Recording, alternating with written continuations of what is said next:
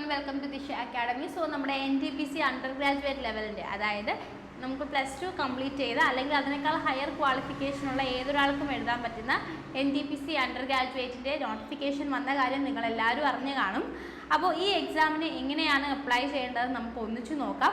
Application പ്രോസസ്സിൻ്റെ കൂടെ തന്നെ നമ്മൾ ഏതൊക്കെ ഡോക്യുമെൻറ്റ്സ് കരുതണം, അതുപോലെ തന്നെ ഓരോ ഡോക്യുമെൻറ്റിൻ്റെയും പ്രിസ്ക്രൈബ് ചെയ്തിരിക്കുന്ന സൈസ് എത്രയാണ്, ഏതൊക്കെ പോസ്റ്റിന് വിളിച്ചിട്ടുണ്ട്, ഏതൊക്കെ വേക്കൻസി വിളിച്ചിട്ടുണ്ട്, ഏതൊക്കെ സോണിൽ വിളിച്ചിട്ടുണ്ട് തുടങ്ങിയ എല്ലാ ഡീറ്റെയിൽസും നമുക്ക് ഈ കൂട്ടത്തിൽ നോക്കി പോകാം കേട്ടോ. അപ്പോൾ അതിന് മുന്നേ ഞാൻ നിങ്ങൾക്ക് ദിശ അക്കാഡമിയുടെ ഓൺലൈൻ NTPC കോഴ്സ് ഒന്ന് പരിചയപ്പെടുത്താം. സോ നിങ്ങൾക്ക് ഒരു എന്താ പറയുക നല്ല ഓറിയൻറ്റഡ് ആയിട്ട് പഠിക്കണം എന്ന ആഗ്രഹം ഉണ്ടെങ്കിൽ നിങ്ങൾക്ക് ചൂസ് ചെയ്യാൻ പറ്റിയ ഒരു കോഴ്സാണിത്. സോ ഇവിടെ നമ്മുടെ ഫാക്കൽറ്റീസ് നിങ്ങൾക്ക് 300 hours പ്ലസ് ലൈവ് ക്ലാസ്സുകൾ പ്രൊവൈഡ് ചെയ്യും. അതിൻ്റെ കൂടെ തന്നെ 200 മണിക്കൂറോളം റെക്കോർഡഡ് ആയിട്ടുള്ള റെയിൽവേ ഫൗണ്ടേഷൻ ബാച്ച് നിങ്ങൾക്ക് കോംപ്ലിമെൻ്ററി ആയിട്ട് കിട്ടും. ഈ കൂട്ടത്തിൽ തന്നെ സ്റ്റഡി മെറ്റീരിയൽസ് നിങ്ങൾക്ക് നിങ്ങളുടെ പുതിയ ദിശ ലേണിംഗ് ആപ്പ് വഴി പ്രൊവൈഡ് ചെയ്യുന്നതാണ്. മോക്ക് ടെസ്റ്റ് ഉണ്ടായിരിക്കും. ഓരോ ചാപ്റ്ററും കംപ്ലീറ്റ് ചെയ്യുമ്പോഴും നിങ്ങൾക്ക് 25 ക്വസ്റ്റ്യൻ വീതമുള്ള 2 സെറ്റ്, അതായത് ഓരോ ചാപ്റ്ററുമായിട്ട് റിലേറ്റ് ചെയ്തിട്ടുള്ള 50 ക്വസ്റ്റ്യൻസിൻ്റെ മോക്ക് ടെസ്റ്റ് നിങ്ങൾക്ക് പ്രൊവൈഡ് ചെയ്യും. നിങ്ങൾക്ക് മെൻറ്റർ സപ്പോർട്ട് ഉണ്ടായിരിക്കും. നിങ്ങൾക്ക് മെൻറ്റേഴ്സുമായിട്ട് ഡയറക്റ്റ് ഇൻട്രാക്ട് ചെയ്ത് നിങ്ങളുടെ ഡൗട്ട് ക്ലാരിഫൈ ചെയ്യാം. അതിനോടൊപ്പം തന്നെ നമ്മുടെ ലൈവ് സെഷൻസിൽ നിങ്ങൾക്ക് ഫാക്കൽറ്റീസുമായിട്ട് ഡയറക്റ്റ് ഇൻട്രാക്ട് ചെയ്യാം. അവരോട് ചാറ്റ് വഴിയോ അല്ലെങ്കിൽ നേരിട്ടോ നിങ്ങൾക്ക് സംസാരിക്കാനുള്ള ഒരു ഓപ്പർച്യൂണിറ്റി ഉണ്ട് കേട്ടോ. നിങ്ങൾക്ക് ടാബ് ഓപ്പൺ ആക്കി കഴിഞ്ഞാൽ ഇങ്ങനെ നേരിട്ട് തന്നെ ഫോൺ ചെയ്ത് അല്ലെങ്കിൽ വോയിസ് മെസ്സേജ് അയക്കുന്നത് പോലെ ചാറ്റിൽ വോയിസ് മെസ്സേജ് അയച്ച് സംസാരിക്കാനുള്ള ഒരു ഓപ്പർച്യൂണിറ്റിയും കൂടെ ഉണ്ട്. അപ്പോൾ ഇതിൻ്റെ ഡീറ്റെയിൽസ് നിങ്ങൾക്ക് അറിയണമെന്നുണ്ടെങ്കിൽ 8075753676 8075753676 എന്ന നമ്പറിലേക്ക് നിങ്ങൾക്ക് ജസ്റ്റ് കോൾ ചെയ്യാം കേട്ടോ. നിങ്ങൾക്ക് യൂസ്ഫുൾ ആയിരിക്കും. നിങ്ങൾ ജസ്റ്റ് കോഴ്സിൻ്റെ ഡീറ്റെയിൽസ് ഒക്കെ അറിയണമെങ്കിൽ നിങ്ങൾക്ക് കോൾ ചെയ്യാം. അപ്പോൾ നമ്മൾ ഇന്ന് കൂടിയിരിക്കുന്നതിൻ്റെ മെയിൻ ഒരു എന്താ പറയുക മെയിൻ എയിം എന്ന് പറയുന്നത് നമ്മുടെ NTPC എക്സാമിന് നമ്മൾ അപ്ലൈ ചെയ്യുക എന്നുള്ളതാണ് കേട്ടോ. അപ്പോൾ നിങ്ങൾക്ക് ആദ്യം ഇങ്ങനെ ഒരു നോട്ടിഫിക്കേഷൻ കാണാൻ വേണ്ടിയിട്ട് പറ്റും. അപ്പോൾ ഇത് NTPC അണ്ടർഗ്രാജുവേറ്റിൻ്റെ നോട്ടിഫിക്കേഷനാണ്. നമ്മുടെ ടെലിഗ്രാം ചാനലിൽ ഇതിൻ്റെ നോട്ടിഫിക്കേഷൻ വന്നിട്ടുണ്ടായിരുന്നു, നിങ്ങൾക്ക് കിട്ടിയിട്ടുണ്ടായിരിക്കും. ഇനി അഥവാ നിങ്ങൾ കണ്ടിട്ടില്ലെങ്കിൽ നിങ്ങൾക്ക് ഗൂഗിളിൽ നിന്നും ഇത് ഡൗൺലോഡ് ചെയ്യാം, അല്ലെങ്കിൽ താഴെ ഡിസ്ക്രിപ്ഷനിൽ നമ്മൾ ടെലിഗ്രാം ചാനലിൻ്റെ ലിങ്ക് ഉണ്ടായിരിക്കും, നിങ്ങൾക്ക് അതിൽ ജോയിൻ ചെയ്യാം കേട്ടോ. അങ്ങനെയാണെങ്കിൽ ഇനി ഏത് നോട്ടിഫിക്കേഷൻ വന്നാലും നിങ്ങൾ ആ ചാനൽ വഴി അറിയും. സോ ഇവിടെ നോട്ടിഫിക്കേഷൻ വന്നിട്ടുണ്ട്. ആദ്യം തന്നെ ഇതിനകത്ത് കൊടുത്തിരിക്കുന്നത് ആപ്ലിക്കേഷൻ രജിസ്ട്രേഷൻ പ്രോസസ്സാണ്. 20-ാം തീയതി നോട്ടിഫിക്കേഷൻ വന്നു. 21-ാം തീയതി മുതൽ നിങ്ങൾക്ക് രജിസ്റ്റർ ചെയ്യാം കേട്ടോ. സെപ്റ്റംബർ 21 മുതൽ. ആപ്ലിക്കേഷൻ ക്ലോസ് ചെയ്യുന്നത് ഒക്ടോബർ 20-ാം തീയതിയാണ്. പക്ഷേ അതുവരെ ആരും വെയിറ്റ് ചെയ്യരുത്. എത്രയും പെട്ടെന്ന് തന്നെ നിങ്ങൾ എന്ത് ചെയ്യുക, അപ്ലൈ ചെയ്യാം. അപ്പോൾ അപ്ലൈ ചെയ്യുന്ന സമയത്ത് നമ്മൾ കുറച്ച് ഡോക്യുമെൻറ്റ്സ് ഒക്കെ കയ്യിൽ കരുതേണ്ടതുണ്ട്. അതിൻ്റെയൊക്കെ സൈസും ഡീറ്റെയിൽസും ഒക്കെ നമുക്ക് ഓരോ സ്റ്റെപ്പിലും നോക്കി പോകാം. നിങ്ങൾക്ക് ആവശ്യമുള്ള കാര്യങ്ങൾ നിങ്ങൾ നോട്ട് ചെയ്തെടുക്കുന്നത് യൂസ്ഫുൾ ആയിരിക്കും. എല്ലാ ഡോക്യുമെൻറ്റ്സും അതിൻ്റെ സൈസും എല്ലാം സെറ്റാക്കി സ്കാൻ ചെയ്ത് വെച്ചതിന് ശേഷം അപ്ലൈ ചെയ്യാനിരിക്കുന്നതായിരിക്കും കേട്ടോ ബുദ്ധി. അപ്പോൾ ഇനി ആപ്ലിക്കേഷൻ കറക്ഷന് വേണ്ടിയിട്ട് ഒക്ടോബർ 23-ാം തീയതി മുതൽ വിൻഡോ ഓപ്പൺ ആവും. പക്ഷേ നിങ്ങൾ അങ്ങനെ ഒരു സിറ്റുവേഷൻ ഉണ്ടാക്കരുത്. നമ്മൾ മാക്സിമം എന്ത് ചെയ്യുക, ഈ കൂട്ടത്തിൽ തന്നെ ഏറ്റവും പെർഫെക്റ്റ് ആയിട്ട് അപ്ലൈ ചെയ്ത് പോകാൻ വേണ്ടിയിട്ട് ട്രൈ ചെയ്യുക. പിന്നെ താഴോട്ട് വരുന്ന സമയത്ത് നിങ്ങൾക്ക് ഏതൊക്കെ പോസ്റ്റിലത്തേക്കാണെന്ന് കാണാൻ പറ്റും. Commercial cum ticket clerk, trains clerk, accounts clerk cum typist, junior clerk cum typist. ഈ 4 പോസ്റ്റുകളിലേക്കാണ് ഇപ്പോൾ NTPC അണ്ടർഗ്രാജുവേറ്റ് വിളിച്ചിട്ടുള്ളത്. അപ്പോൾ സ്പേസ് സ്കെയിൽ ഇവിടെ കാണുന്നുണ്ട്. 21,700 ആണ് കൊമേഴ്ഷ്യൽ കം ടിക്കറ്റ് ക്ലർക്സിൻ്റെ ബേസിക് പേ എന്ന് പറയുന്നത്. ബാക്കി 3 പോസ്റ്റുകൾക്കും 19,900 ആണ്. അപ്പോൾ ഇത് കാണുമ്പോൾ നിങ്ങൾ വിചാരിക്കും, അയ്യോ ഇത്ര ചെറിയൊരു പൈസയുള്ള ജോലിക്ക് വേണ്ടി ഞാൻ കഷ്ടപ്പെട്ട് പഠിക്കേണ്ട ആവശ്യമുണ്ടോയെന്ന്. പക്ഷെ നിങ്ങൾ ഓർക്കുക, റെയിൽവേയിലെ ഏറ്റവും വലിയ പ്രത്യേകത അലവൻസുകളാണ്. നിങ്ങൾക്ക് സാലറി എത്രയുണ്ടോ ഏകദേശം അത്രയും തന്നെ അലവൻസ് കിട്ടും. ഓക്കെ, HRA DA തുടങ്ങിയ അലവൻസുകൾ കിട്ടും. പിന്നെ ട്രാവൽ ചെയ്യുന്ന പോസ്റ്റുകളാണെങ്കിൽ ട്രാവൽ അലവൻസും കിട്ടും. അപ്പോൾ ഇൻഹാൻസ് സാലറി എന്ന് പറയുന്നത് 50,000-നേക്കാൾ വലിയ തുകയായിരിക്കും അണ്ടർ ഗ്രാജുവേറ്റ് ആണെങ്കിൽ. ഗ്രാജുവേറ്റ് ലെവൽ ആണെങ്കിൽ 70,000 80,000 അടുപ്പിച്ച ഒരു എമൗണ്ട് നിങ്ങളുടെ കയ്യിലേക്ക് കിട്ടും. അപ്പോൾ അതുകൊണ്ട് ഈ സാലറി എന്ന് പറയുന്നത് ബേസിക് പേ ആണ്, ഒരു അലവൻസും കൂട്ടാത്ത സാലറി ആണെന്നുള്ളത് നിങ്ങൾ ഓർക്കുക. ഓക്കെ, നിങ്ങൾക്ക് കിട്ടാൻ പോകുന്ന സാലറി എന്ന് പറയുന്നത് ഈ സാലറിയിൽ നിന്നും ഒരുപാട് വലിയ ഒരു എമൗണ്ട് ആയിരിക്കും. ഓക്കെ, ഇനി ഏജ് വരുമ്പോൾ 18 വയസ്സിനും 30 വയസ്സിനും ഇടയിലുള്ള എല്ലാവർക്കും അപ്ലൈ ചെയ്യാം. ഓക്കെ, ഇനി നിങ്ങൾക്കറിയാം 3 വർഷമായിട്ട് പാൻഡമിക് കാരണം എക്സാംസ് ഒന്നും നടന്നിട്ടില്ലായിരുന്നു. അതുകൊണ്ട് തന്നെ ഇവിടെ ഒരു ഏജ് റിലാക്സേഷൻ വന്നിട്ടുണ്ട്. എല്ലാ കാറ്റഗറിയിലുമുള്ള സ്ത്രീകൾക്കും പുരുഷന്മാർക്കും എല്ലാ കാറ്റഗറിയിലുള്ളവർക്കും 3 വർഷം റിലാക്സേഷൻ റെയിൽവേ പ്രൊവൈഡ് ചെയ്തിട്ടുണ്ട്. അതായത് 30 വയസ്സല്ല, 18 വയസ്സ് മുതൽ 33 വയസ്സ് വരെയുള്ള ആർക്കും ഈ എക്സാമിന് അറ്റംപ്റ്റ് ചെയ്യാൻ വേണ്ടിയിട്ട് പറ്റും. ഓക്കെ, ഇനി ഓരോന്നിൻ്റെയും വേക്കൻസി ഇവിടെ കൊടുത്തിട്ടുണ്ട്. മൊത്തം 3445 വേക്കൻസീസിലേക്കാണ് ഇത് വിളിച്ചിട്ടുള്ളത് കേട്ടോ, എക്സാം വിളിച്ചിട്ടുള്ളത്. ഇനി താഴേക്ക് പോകുമ്പോൾ നമുക്ക് ബാക്കി എല്ലാ ഡീറ്റെയിൽസും ഇങ്ങനെ അവർ തന്നിട്ടുണ്ട്. നിങ്ങൾക്ക് ആവശ്യമുള്ള കാര്യങ്ങളൊക്കെ വായിച്ചു നോക്കാം. എന്നാലും എക്സാമിന് അപ്ലൈ ചെയ്യാൻ വേണ്ടി നിങ്ങൾ അറിയേണ്ട എല്ലാ കാര്യങ്ങളും നമ്മൾ ഇന്ന് ഈ വീഡിയോയിൽ തന്നെ കവർ ചെയ്തിട്ട് പോകും കേട്ടോ. അപ്പോൾ താഴോട്ട് വരുന്ന സമയത്ത് പിന്നെ ഇവിടെ മെയിനായിട്ട് കാണുന്നത് നമ്മുടെ മെഡിക്കൽ സ്റ്റാൻഡേർഡ്സ് പറഞ്ഞിട്ടുണ്ട്, വിഷൻ, അതുപോലെ തന്നെ ബാക്കി മെഡിക്കൽ സ്റ്റാൻഡേർഡ്സ് എല്ലാം പറഞ്ഞിട്ടുണ്ട്.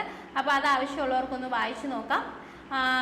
അതുപോലെ തന്നെ ഓരോരുത്തർക്കുമുള്ള റിസർവേഷൻ എത്ര വർഷമാണ് ഏജ് റിലാക്സേഷൻ എന്ന് പറഞ്ഞിട്ടുണ്ട്. OBC നോൺ ക്രിമിലെയറിന് 3 വർഷമാണ് കേട്ടോ ഏജ് റിലാക്സേഷൻ വരുന്നത്.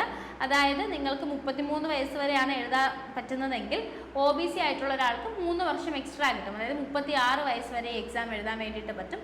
SC STക്ക് 5 വർഷമുണ്ട്. അതായത് 33 വയസ്സല്ല 38 വയസ്സ് വരെ നിങ്ങൾക്ക് ഈ എക്സാം എഴുതാനായിട്ട് പറ്റും. എക്സാമിനേഷൻ ഫീ എന്ന് പറയുന്നത് നോർമലി എല്ലാവർക്കും 500 രൂപയാണ് ഫീസ് വരുന്നത്. PWBD, female, transgender, ex serviceman തുടങ്ങിയവർക്ക് എല്ലാവർക്കും 250 രൂപയാണ് ആപ്ലിക്കേഷൻ ഫീസ് വരുന്നത്. നിങ്ങൾ ഓർക്കേണ്ട കാര്യം, ഈ ആപ്ലിക്കേഷൻ ഫീസ് എന്ന് പറയുന്നത് നമുക്ക് റീഫണ്ട് CBT 1 കഴിയുമ്പോൾ തിരിച്ച് റീഫണ്ട് ചെയ്ത് കിട്ടും. അതുകൊണ്ട് നിങ്ങളുടെ ബാങ്ക് ഡീറ്റെയിൽസ് പ്രൊവൈഡ് ചെയ്യുന്നത് പ്രോപ്പറായിട്ടുള്ളത് പ്രൊവൈഡ് ചെയ്യാൻ വേണ്ടിയിട്ട് നോക്കാം. ഓക്കെ, ഇനി താഴേക്ക് പോകുമ്പോൾ നമുക്ക് എന്ത് കാണാൻ വേണ്ടിയിട്ട് പറ്റും? നമ്മളുടെ ആപ്ലിക്കേഷനൊക്കെ ലൈക്ക് ഓരോ സ്ഥലത്തെയും ഓരോ സ്റ്റേറ്റിൻ്റെയും ഡീറ്റെയിൽസ് കൊടുത്തിട്ടുള്ള, അതായത് അങ്ങോട്ടേക്ക് പോകാനുള്ള ആ സ്റ്റേറ്റിൻ്റെ വെബ്സൈറ്റിലേക്ക് പോകാനുള്ള ഡീറ്റെയിൽസ് കൊടുത്തിട്ടുള്ള ഒരു ബോക്സ് നിങ്ങൾക്ക് കാണാൻ വേണ്ടിയിട്ട് പറ്റും. എനിക്ക് തോന്നുന്നു 34ാമത്തെ പേജിലോ മറ്റോ ആണ് അതുള്ളത്. ഓക്കെ, സോ അതെ 34ാമത്തെ പേജിൽ വരുമ്പോൾ നിങ്ങൾക്ക് ഇങ്ങനെ ഒരു ബോക്സ് കാണാൻ വേണ്ടിയിട്ട് പറ്റും. ഇവിടെ നിന്ന് നിങ്ങൾക്ക് എവിടെയാണോ അപ്ലൈ ചെയ്യേണ്ടതെന്ന് നോക്കാം. നമ്മൾ ഓൾറെഡി സോൺ എങ്ങനെയാണ് ചൂസ് ചെയ്യുന്നത്, ഓരോരുത്തരും വേക്കൻസി ഒക്കെ ഡീറ്റെയിൽ ആയിട്ട് പറഞ്ഞിട്ട് ഒരു വീഡിയോ ചെയ്തിട്ടുണ്ടായിരുന്നു. അത് കണ്ടു നോക്കിയാൽ നിങ്ങൾക്ക് കുറച്ചുകൂടെ യൂസ്ഫുൾ ആയിരിക്കും കേട്ടോ. അപ്പോൾ 34ാമത്തെ പേജിൽ നിങ്ങൾ ഏത് സോണിലാണ് അപ്ലൈ ചെയ്യാൻ തീരുമാനിക്കുന്നത് ആ ലിങ്കിലേക്ക് നിങ്ങൾക്ക് ക്ലിക്ക് ചെയ്യാം. ഞാൻ ട്രിവാൻഡ്രമാണ് അപ്ലൈ ചെയ്യുന്നത്, അപ്പോൾ അതുകൊണ്ട് ഞാനത് ക്ലിക്ക് ചെയ്തു. ഓക്കെ, അപ്പോൾ ഇങ്ങനെ നിങ്ങൾക്ക് ഒരു ഫ്രണ്ട് പേജിലേക്ക് എത്താൻ വേണ്ടിയിട്ട് പറ്റും. ഓരോ സോണിൻ്റെയും ഫ്രണ്ട് പേജ് ഡിഫറെൻ്റ് ആയിരിക്കും, പക്ഷേ അതിനകത്തുള്ള കാര്യങ്ങളൊക്കെ ഓൾമോസ്റ്റ് സെയിം ആണ്. സോ ഇവിടെ അണ്ടർ ഗ്രാജുവേറ്റിൻ്റെ നോട്ടിഫിക്കേഷൻ്റെ ഡീറ്റെയിൽസ് ഉണ്ട്. ക്ലിക്ക് ഹിയർ ഫോർ ഡീറ്റെയിൽസ് എന്ന് പറഞ്ഞ് കൊടുത്തിട്ടുണ്ട്. ഓക്കെ, അപ്പോൾ ഞാൻ ജസ്റ്റ് ഇതിലൊന്ന് ക്ലിക്ക് ചെയ്യുവാണ്. ഓക്കെ, ക്ലിക്ക് ചെയ്യുന്ന സമയത്ത് ഫ്രീക്വൻ്റ്ലി ആസ്ക്ഡ് ക്വസ്റ്റ്യൻസ് വരുന്നുണ്ട്, ആപ്ലിക്കേഷൻ ലിങ്ക് വന്നിട്ടുണ്ട്, അതുപോലെ തന്നെ നോട്ടിഫിക്കേഷൻ വന്നിട്ടുണ്ട്. അപ്പോൾ ഞാൻ ആപ്ലിക്കേഷൻ ലിങ്കിലേക്ക് ക്ലിക്ക് ചെയ്തു. ആപ്ലിക്കേഷൻ ലിങ്കിലേക്ക് ക്ലിക്ക് ചെയ്യുമ്പോൾ നമ്മൾ റെയിൽവേയുടെ ഈ ഇൻ്റർഫേസിലേക്കാണ് പോകുന്നത്. ഇവിടെ അപ്ലൈ ഉണ്ട്. അപ്ലൈയിൽ നോക്കിക്കഴിഞ്ഞാൽ ക്രിയേറ്റ് ആൻ അക്കൗണ്ട് എന്ന് കാണാം, അല്ലെങ്കിൽ ഓൾറെഡി ഹാവ് ആൻ അക്കൗണ്ട് എന്ന് കാണാം. എനിക്ക് ഓൾറെഡി അക്കൗണ്ട് ഉണ്ട്, അതുകൊണ്ട് ഞാൻ already have an account click ചെയ്തു. അത് കഴിഞ്ഞിട്ട് നമ്മളോട് മൊബൈൽ നമ്പർ അല്ലെങ്കിൽ ഇമെയിൽ അഡ്രസ്സ് ചോദിക്കുന്നുണ്ട്. അപ്പോൾ നമുക്കത് കൊടുക്കാം. നിങ്ങൾക്ക് ഓൾറെഡി എന്താ പറയുക അക്കൗണ്ട് ഇല്ലാത്ത ആളാണെങ്കിൽ ക്രിയേറ്റ് ആൻ അക്കൗണ്ട് കൊടുക്കുക. അതിനകത്ത് നിങ്ങളുടെ ഏറ്റവും ബേസിക് ആയിട്ടുള്ള കാര്യങ്ങൾ മാത്രമേ ചോദിക്കുന്നുള്ളൂ കേട്ടോ. ഏറ്റവും ബേസിക് ആയിട്ടുള്ള കാര്യങ്ങളെന്ന് പറയുമ്പോൾ നിങ്ങളുടെ പേര്, അഡ്രസ്സ്, അച്ഛൻ്റെ അമ്മയുടെയും പേര്, എഡ്യൂക്കേഷണൽ ക്വാളിഫിക്കേഷൻ, പിന്നെ ആധാർ കാർഡിൻ്റെ നമ്പർ തുടങ്ങിയ ബേസിക് ഡീറ്റെയിൽസ് മാത്രമേ ചോദിക്കുന്നുള്ളൂ. അപ്പോൾ അത് നിങ്ങൾക്ക് കൊടുത്തു കഴിഞ്ഞാൽ വീണ്ടും നിങ്ങൾക്ക് ലോഗിൻ ചെയ്യാൻ വേണ്ടിയിട്ട് പറ്റും. അങ്ങനെ ലോഗിൻ ചെയ്യുന്നൊരു വീഡിയോ കുറച്ച് ദിവസം മുന്നേ നമ്മൾ അപ്ലോഡ് ചെയ്തിട്ടുണ്ടായിരുന്നു. കുറച്ച് ദിവസം മുന്നേ അല്ല, ഒരു മാസം മുന്നേ ഒക്കെ അപ്ലോഡ് ചെയ്തിട്ടുണ്ടായിരുന്നു. അപ്പോൾ ആ വീഡിയോ നിങ്ങളൊന്ന് റെഫർ ചെയ്ത് കഴിഞ്ഞാലും നിങ്ങൾക്ക് എങ്ങനെയാണ് ഒരു അക്കൗണ്ട് ക്രിയേറ്റ് ചെയ്യുന്നതെന്ന് കാണാൻ വേണ്ടിയിട്ട് പറ്റും കേട്ടോ. ഇത് കഴിഞ്ഞാൽ നമുക്ക് ലോഗിൻ കൊടുക്കാം. ലോഗിൻ ചെയ്ത് കഴിഞ്ഞാൽ നമ്മൾ ഇങ്ങനത്തെ ഒരു പേജിലേക്കായിരിക്കും എത്തുന്നത്. ഇവിടെ മീഡിയം ഓഫ് എക്സാമിനേഷൻ 13 റീജിയണൽ ലാംഗ്വേജസിലുണ്ടെന്ന് പറയുന്നുണ്ട്. അതിനകത്ത് മലയാളവും ഉൾപ്പെടുന്നുണ്ട്, പിന്നെ ഇംഗ്ലീഷും ഹിന്ദിയും ഉണ്ട്. നിങ്ങൾ മാക്സിമം ഇംഗ്ലീഷ് ചൂസ് ചെയ്യുന്നതായിരിക്കും നല്ലതെന്നാണ് എൻ്റെ ഒരു അഭിപ്രായം കേട്ടോ. അത് കഴിഞ്ഞിട്ട് ഇവിടെ ഓൺലൈൻ ആപ്ലിക്കേഷൻ. ഓൺലൈൻ ആപ്ലിക്കേഷൻ എന്ന് പറയുമ്പോൾ നിങ്ങൾ നേരെ ഇങ്ങോട്ടേക്ക് എത്തി, ഇങ്ങനെ ഒരു ഇൻ്റർഫേസിലേക്ക് എത്തി. ഇവിടെ അണ്ടർ ഗ്രാജുവേറ്റിൻ്റെ നോട്ടിഫിക്കേഷൻ സമയം അപ്ലൈ ചെയ്യാനുള്ളത് കൊണ്ട്, അതുപോലെ തന്നെ ഗ്രാജുവേറ്റ്സിനും അപ്ലൈ ചെയ്യാനുള്ളതുണ്ട്. അപ്പോൾ ഞാൻ അണ്ടർ ഗ്രാജുവേറ്റിൻ്റെ അവിടെ സെലക്ട് ചെയ്യുന്നു. സെലക്ട് ചെയ്തിട്ട് ഏത് റീജിയനിലാണ് വേണ്ടതെന്ന് ചോദിക്കുന്നുണ്ട്. ഞാൻ ട്രിവാൻഡ്രമാണ് കൊടുക്കുന്നത്, അപ്പോൾ തിരുവനന്തപുരം കൊടുത്തു. അത് കഴിഞ്ഞ് ഞാനിപ്പോൾ ഒരു എക്സാമിന് ഡീബാർ ചെയ്യപ്പെട്ടിട്ടില്ല എന്നുള്ളൊരു ബോക്സ് ഉണ്ട്, അത് ടിക്ക് ചെയ്തിട്ട് നെക്സ്റ്റ് കൊടുക്കുക. നെക്സ്റ്റ് കൊടുത്തു കഴിഞ്ഞാൽ നിങ്ങളിതാ ഇങ്ങനെ പേഴ്സണൽ ഡീറ്റെയിൽസ് ഫില്ല് ചെയ്യുന്ന ഒരു ഏരിയയിലായിരിക്കും എത്തുന്നത്. പേഴ്സണൽ ഡീറ്റെയിൽസ് ആണ് ഇവിടെ ഉള്ളത്.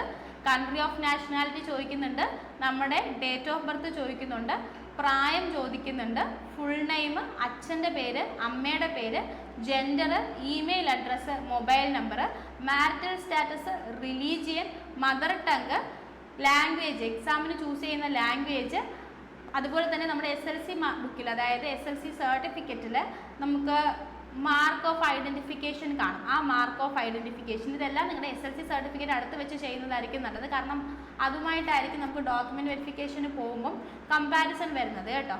അത് കഴിഞ്ഞ് കമ്മ്യൂണിറ്റി ഡീറ്റെയിൽസ് ചോദിക്കുന്നുണ്ട്. ഏതാണ് നിങ്ങളുടെ കമ്മ്യൂണിറ്റി, അത് കഴിഞ്ഞിട്ട് നോൺ ക്രിമിലെയർ ആണോ അല്ലയോ എന്ന് ചോദിക്കുന്നുണ്ട്.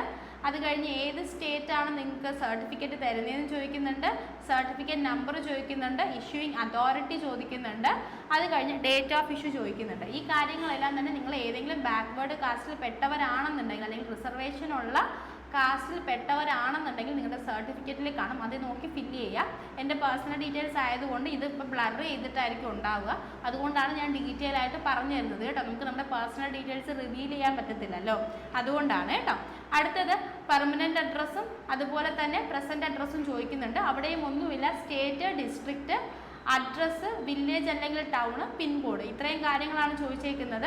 അപ്പോൾ നിങ്ങൾ വേറെ ഏതെങ്കിലും എക്സാമിന് അപ്ലൈ ചെയ്തിട്ടുണ്ടെങ്കിൽ, ഇപ്പോൾ കഴിഞ്ഞ NTPC ഗ്രാജുവേറ്റിനോ അല്ലെങ്കിൽ ALPക്കോ ഏതിനെങ്കിലും അപ്ലൈ ചെയ്തിട്ടുണ്ടെങ്കിൽ ഓൾറെഡി ഇതെല്ലാം ഇവിടെ വന്ന് കിടക്കും. നിങ്ങൾക്കത് സേവ് ചെയ്തിട്ട് നെക്സ്റ്റിലേക്ക് പോവാം. അപ്പം നെക്സ്റ്റിലേക്ക് പോകുമ്പോൾ നിങ്ങളോട് ചോദിക്കാൻ പോകുന്നത് അതർ ഡീറ്റെയിൽസ് ആയിരിക്കും. എക്സ് സർവീസ് മാൻ ആണോ അല്ലയോ എന്ന് ചോദിക്കുന്നുണ്ട്. Person with bench mark disability ആണോ അല്ലയോ എന്ന് ചോദിക്കുന്നുണ്ട്. സ്ക്രൈബിനെ ആവശ്യമുണ്ടോ എന്ന് ചോദിക്കുന്നുണ്ട്. എക്കണോമിക്കലി ബാക്കർ ക്ലാസ് EBC ആണോ എന്ന് ചോദിക്കുന്നുണ്ട്. അതുപോലെ തന്നെ റെയിൽവേയിൽ ഓൾറെഡി വർക്ക് ചെയ്യുന്ന ആളോ എന്ന് ചോദിക്കുന്നുണ്ട്. കറണ്ട് എംപ്ലോയ്മെൻറ്റ്, വർക്ക് ചെയ്യുന്ന ആളാണെങ്കിൽ കേട്ടോ, കറണ്ട് എംപ്ലോയ്മെൻറ്റ് സ്റ്റാറ്റസ് ചോദിക്കുന്നുണ്ട്. പിന്നെ ബാങ്ക് ഡീറ്റെയിൽസ് ചോദിക്കുന്നുണ്ട്. ബാങ്കിൻ്റെ അക്കൗണ്ട് ഹോൾഡറിൻ്റെ പേര്, അക്കൗണ്ട് നമ്പർ, അത് കഴിഞ്ഞ് അക്കൗണ്ട് നമ്പർ തന്നെ ഒന്ന് കൺഫേം ചെയ്യാൻ പറയുന്നുണ്ട്. പിന്നെ IFSC കോഡ്, ബാങ്കിൻ്റെ പേര്, ബാങ്കിൻ്റെ അഡ്രസ്സ്, ഇത്രയും കാര്യങ്ങൾ ചോദിക്കുന്നുണ്ട്. അപ്പോൾ അതും കൂടെ നിങ്ങൾ ഫില്ല് ചെയ്ത് കൊടുക്കുക. അതൊക്കെ നിങ്ങളുടെ ബാങ്കിൻ്റെ അക്കൗണ്ട് ബുക്ക് പാസ്ബുക്കിൽ കാണാൻ പറ്റും. ഈ ഡീറ്റെയിൽസും ബ്ലർ ചെയ്തിട്ടായിരിക്കും ഉണ്ടാവുക. കാരണം എൻ്റെ അക്കൗണ്ട് ഡീറ്റെയിൽസ് പുറത്ത് റിവീൽ ചെയ്യാൻ പറ്റത്തില്ലല്ലോ. അപ്പോൾ അതുകൊണ്ടാണ്. അപ്പോൾ നിങ്ങൾ അതൊന്ന് മനസ്സിലാക്കണം കേട്ടോ. പക്ഷേ ചോദിക്കുന്ന കാര്യങ്ങളെല്ലാം തന്നെ നിങ്ങൾക്ക് ബേസിക്കായിട്ട് ഫില്ല് ചെയ്യാൻ പറ്റുന്ന കാര്യങ്ങളാണ്. ആവശ്യമുള്ള കാര്യങ്ങൾ എന്താണെന്ന് ഞാൻ വെർബലി പറഞ്ഞിട്ടുണ്ട്. അത് നിങ്ങളൊന്ന് നോട്ട് ചെയ്ത് വെക്കുക. അത് കഴിഞ്ഞ് സേവ് ചെയ്ത് നെക്സ്റ്റ് പോവാം. ഓക്കെ, അടുത്ത് നമ്മൾ എഡ്യൂക്കേഷണൽ ക്വാളിഫിക്കേഷൻ ആണ് ഫില്ല് ചെയ്യേണ്ടത്. അപ്പോൾ നമ്മുടെ ക്വാളിഫിക്കേഷൻ ചോദിക്കുന്നുണ്ട്, ഡിസിപ്ലിൻ ചോദിക്കുന്നുണ്ട്, സ്റ്റേറ്റ് ചോദിക്കുന്നുണ്ട്, ഡിസ്ട്രിക്റ്റ് ചോദിക്കുന്നുണ്ട്, ബോർഡ് ഓഫ് എഡ്യൂക്കേഷൻ ചോദിക്കുന്നുണ്ട്,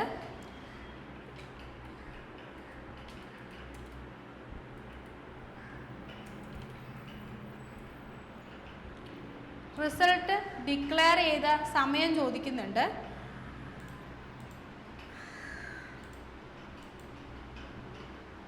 അപ്പോൾ നമ്മൾ ആദ്യം ഇയർ സെലക്ട് ചെയ്ത് കൊടുക്കണം.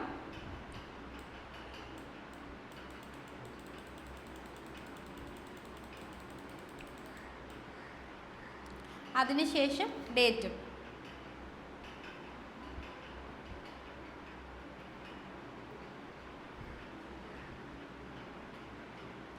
ഓക്കെ, അപ്പം അത് രണ്ടും ഫില്ല് ചെയ്ത് കൊടുത്തു കഴിഞ്ഞാൽ പിന്നെ നമ്മളോട് ചോദിക്കുന്നത് നമ്മുടെ ടൈപ്പിംഗ് പ്രൊഫിഷ്യൻസിയാണ്. നമുക്ക് ഇംഗ്ലീഷ് അല്ലെങ്കിൽ ഹിന്ദിയിൽ ടൈപ്പിംഗ് പ്രൊഫിഷ്യൻസി ഉണ്ടോ എന്ന് ചോദിക്കുന്നുണ്ട്.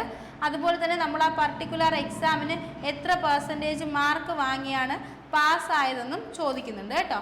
അപ്പോൾ ഇത്രയും ഡീറ്റെയിൽസ് നമുക്കിവിടെ ഫില്ല് ചെയ്ത് കൊടുക്കാം. ഓക്കെ, ടൈപ്പിംഗ് പ്രൊഫിഷ്യൻസി ചോദിച്ചു. അത് കഴിഞ്ഞ് നമ്മൾക്ക് എത്ര പെർസെൻറ്റേജ് മാർക്ക് ഉണ്ടായിരുന്നു എന്ന് ചോദിച്ചു. അത് കഴിഞ്ഞിട്ട് മെട്രിക്കുലേഷൻ സർട്ടിഫിക്കറ്റിൻ്റെ കോപ്പിയാണ് നമ്മളോട് അപ്ലോഡ് ചെയ്യാൻ വേണ്ടിയിട്ട് പറഞ്ഞിട്ടുള്ളത്.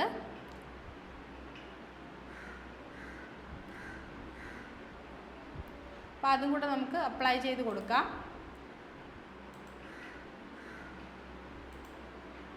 സൈസ് 500 KB താഴെ ആയിരിക്കണം എന്ന് പറഞ്ഞിട്ടുണ്ട്. അത് കഴിഞ്ഞിട്ട് നമുക്ക് നെക്സ്റ്റ് കൊടുക്കാം. ഓക്കെ, വേണമെങ്കിൽ നമ്മുടെ ഡിഗ്രി ക്വാളിഫിക്കേഷനും കൂടെ ആഡ് ചെയ്യാം. അങ്ങനെ ആഡ് ചെയ്യണം എന്നുണ്ടെങ്കിൽ ഇവിടെ ആഡ് എന്ന് പറയുന്ന ഓപ്ഷൻ ഉണ്ട്. ആ ആഡ് ഓപ്ഷൻ കൊടുത്തിട്ട് അടുത്ത ക്വാളിഫിക്കേഷൻ നമുക്ക് ആഡ് ചെയ്ത് കൊടുക്കാൻ വേണ്ടിയിട്ട് പറ്റും. അവിടെ ബാച്ചിലർ ഡിഗ്രി എന്ന് പറയുന്ന ഓപ്ഷൻ ഉണ്ട്. അപ്പോൾ ബാച്ചിലർ ഡിഗ്രി കൊടുക്കുന്നു. ഡിസിപ്ലിൻ ഏതാണെന്ന് കൊടുക്കുന്നു. അവിടെയും ബാച്ചിലർ ഡിഗ്രി എന്ന് തന്നെയാണ് വന്നിരിക്കുന്നത്. സബ്സ്ട്രീം ചോദിക്കുന്നുണ്ട്. സബ്സ്ട്രീം എന്ന് പറയുന്നത് നമ്മൾ ഏത് കോഴ്സാണ് എടുത്തതെന്നുള്ളതാണ്. ഞാൻ BSc ആണ് കഴിഞ്ഞത്. അപ്പോൾ BSc എന്നുള്ളത് കൊടുത്തു.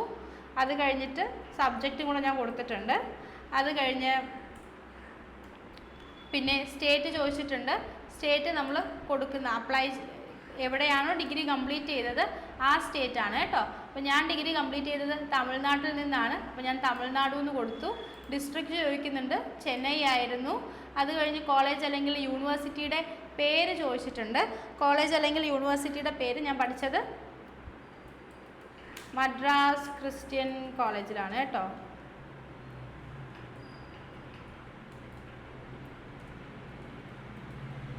കോളേജ് ഡീറ്റെയിൽസ് കൊടുത്തു. റിസൾട്ട് ഡിക്ലെയർ ചെയ്ത ഡേറ്റ് ചോദിക്കുന്നുണ്ട്. അപ്പോൾ ഞാൻ ഏപ്രിൽ 2020 പാസ് ഔട്ടായത്.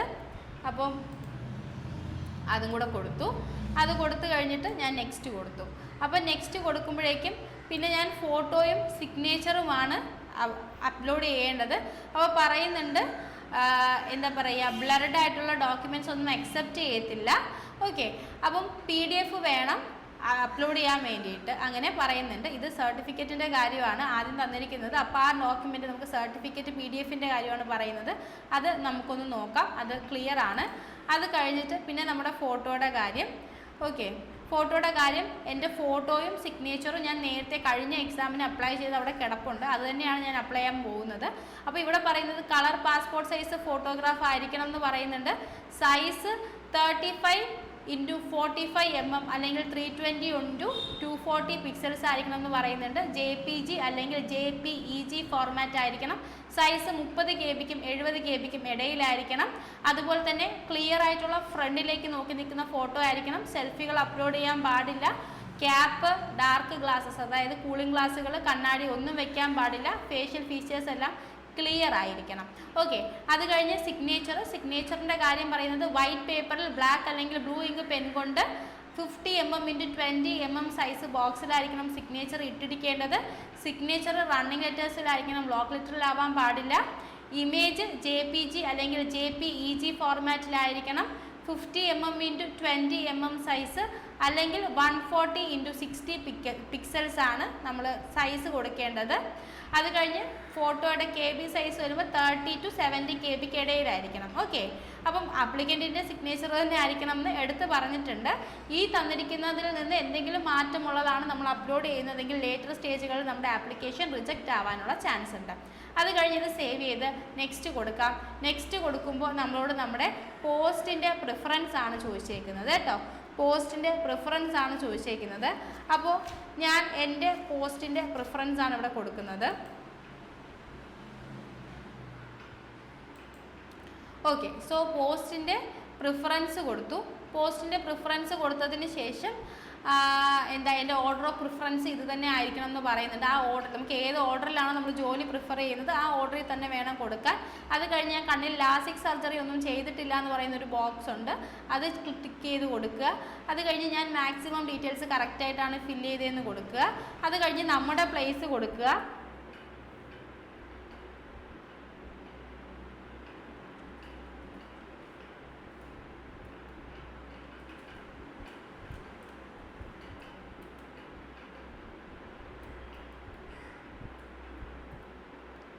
നമ്മുടെ സിഗ്നേച്ചർ ഇവിടെ സൈഡിൽ വന്നിട്ടുണ്ടായിരിക്കും. അത് കഴിഞ്ഞ് നമുക്ക് ആപ്ലിക്കേഷൻ്റെ പ്രിവ്യൂ എടുക്കാം. ആപ്ലിക്കേഷൻ പ്രിവ്യൂവിൽ നമ്മൾ അപ്ലോഡ് ചെയ്ത ഡീറ്റെയിൽസ് എല്ലാം അതുപോലെ വന്നിട്ടുണ്ട്.